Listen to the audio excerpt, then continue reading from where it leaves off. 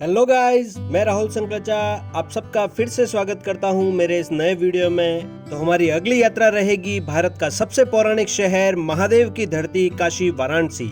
सूरत से सफर की शुरुआत करते हुए तकरीबन 24 घंटे का सफर पूर्ण कर रेल यात्रा के माध्यम से हम रात को तकरीबन 10:30 बजे वाराणसी स्टेशन पहुंचे।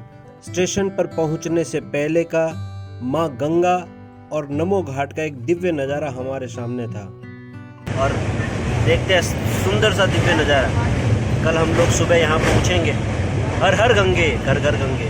पहली बार मेरा इस पावन पुण्य धरा पर आना हुआ था, तो बाबा विश्वनाथ और माँ गंगे की इस ऐतिहासिक पवित्र धरती पर पहुंचकर बहुत ही आनंद की अनुभूति हो रही थी। वाराणसी का जैन इतिहास में भी बहुत बड़ा महत्व है। जैन धर्म के 23वें तीर्थंकर भगवान श्री पार्श्वनाथ का भी वाराणसी जन्मस्थली रहा है।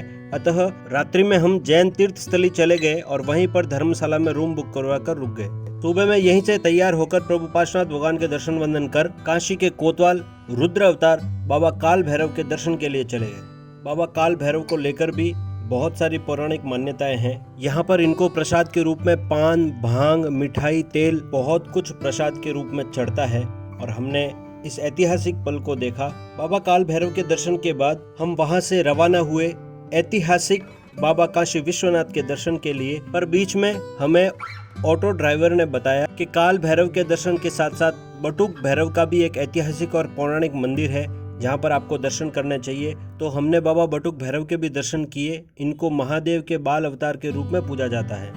बाबा बटुक भैरव के दर्शन के बाद तकरीबन 2-2:30 बज रहे थे और खाने का भी समय हो गया था। तो हमने नंदी सर्कल पर एक होटल में रुककर खाना खाया। खाना भी एकदम घर जैसा था, बहुत स्वादिष्ट था।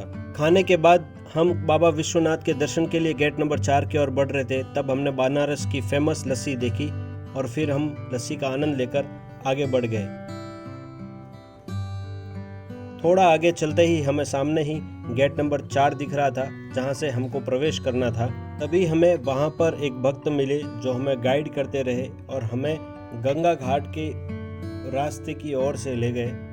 तो बहुत छोटी छोटी गलियों में से हम निकले और वहां पर बहुत ही छोटे छोटे बहुत सारे भगवान शिव के मंदिर हैं। बीच में हमें ज्ञानवापी मस्जिद का परिसर भी मिला, पर सिक्योरिटी रीजन से पुलिस कांस्टेबल ने हमें फोटो वीडियो शूट के लिए रोक दिया। फिर हम गंगा घाट के गेट की तरफ से एक शानदार कॉरिडोर में एंटर हुए, जहां पर अभी अभी भारत सरकार ने एक बहुत ही शानदार और एक भव्य कॉरिडोर का निर्माण करवाया है।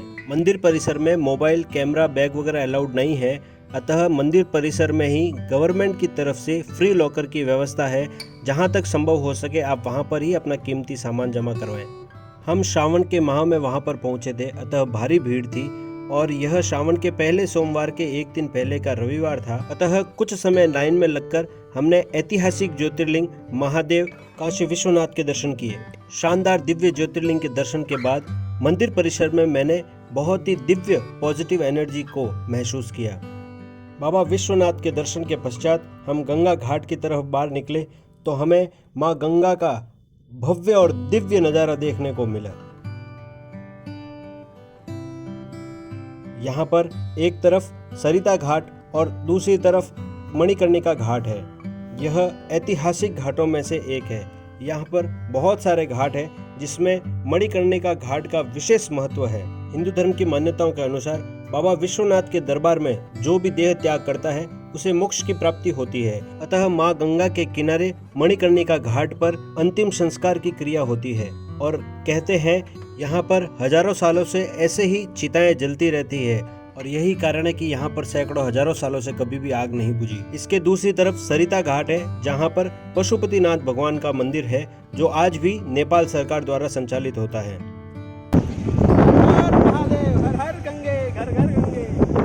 इन दोनों घाटों पर दर्शन के बाद हमें गंगा स्नान के लिए नदी के दूसरे छोर पर जाना था।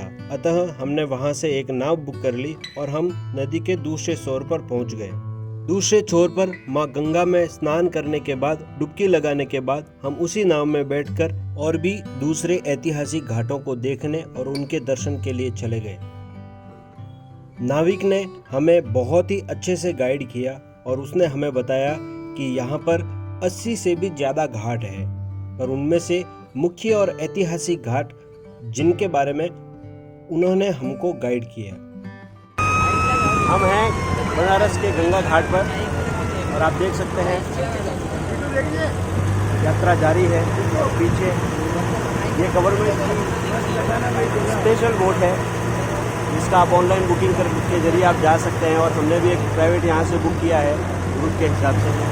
तो पूरे घाट पर इन लोगों ने यात्रा करवाई है और हर एक घाट को किस वजह से, क्या कारण से वो फेमस है और यहाँ पे क्या विशेषता है उसके हिसाब से उन्होंने बताया है।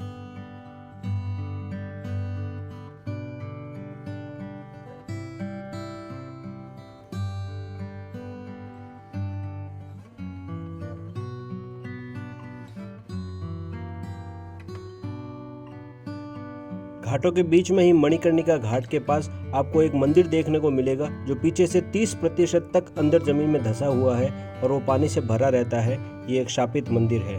विभिन्न घाटों के दर्शन के बाद अब जिस पल का हम बेसब्री से इंतजार कर रहे थे वो ऐतिहासिक वाराणसी की गंगा आरती का समय हो रहा था। तो हम विभिन्न घाटों के दर्शन यात्रा के बाद में गंगा आरती के लिए निकल चुके थे और अब हम पहुंचे हैं गंगा आरती के लिए। मैं आपको बताऊंगा कि जहाँ पे गंगा आरती होने वाली है ये अभी हम वहाँ पर लेके आए हैं और हम कुछ ही समय में अब वहाँ गंगा आरती के नज़ारे को देखेंगे। यहाँ पर गंगा आरती होने वाली है। हमने वहाँ पर देखा कि हजारों की संख्या में लोग नावों पर बैठ कर घाटों की तरफ बढ़ रहे थे जहाँ पर आरती होने थे और हम दशाश्वमेध घाट की तरफ बढ़े। और वहाँ पर जब हमने अपनी बोट को पार करवाया तो देखा कि हमारे आगे पीछे आजू बाजू में सैकड़ों हजारों लोग नावों में बैठकर आरती के लिए तैयार थे। वहाँ पर कुछ लोग आरती के लिए दीपक और फूल बेच रहे थे, हमने भी लिए। गंगा आरती होने वाली है और आप देख सकते हैं सभी के सभी लोग यहाँ पे नाव में बैठ के गंगा आरती को देख रहे हैं और खुद गंगा आरती करेंगे। और हमने भी अर्पित करने के लिए माँ गंगा को ये दीपक और पुष्प लिए और कुछ ही समय में भी गंगा आरती शुरू होने वाली है। तैयारी पूरी हो चुकी है, मंत्र भी आप सुन सकते हैं और सारे के सारे हजारों लाखों लोग यहाँ पर बोटों में बैठकर घाट पर बैठकर गंगा आरती का आनंद लेने के लिए तैयार हुए हैं। देखेंगे कुछ ही समय में गंगा आरती का एक शानदार रूप।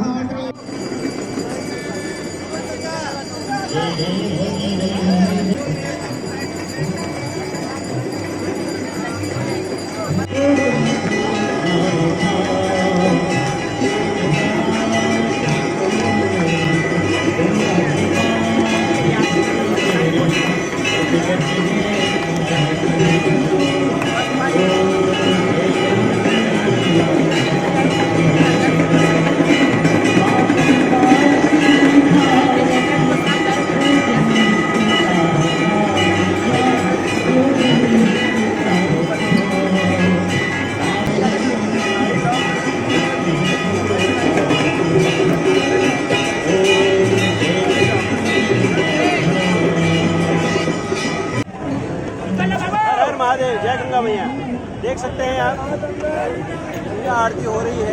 अब यहाँ पर गंगा नदी के बीच में खड़े रहकर घाट का आनंद ले रहे हैं।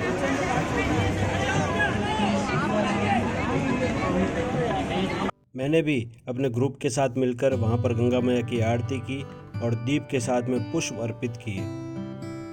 ये पल जीवन के ऐतिहासिक पल थे जो कभी नहीं भुलाए जा सकते। आप वाराणसी जाएं तो काशी विश्वनाथ के दरबार में दर्शन के साथ गंगा आरती का आनंद जरूर लें। गंगा आरती की संपन्नता के पश्चात हम वहां से रवाना हुए और हमारी नाव का अंतिम पॉइंट राजा हरिश्चंद्र घाट था।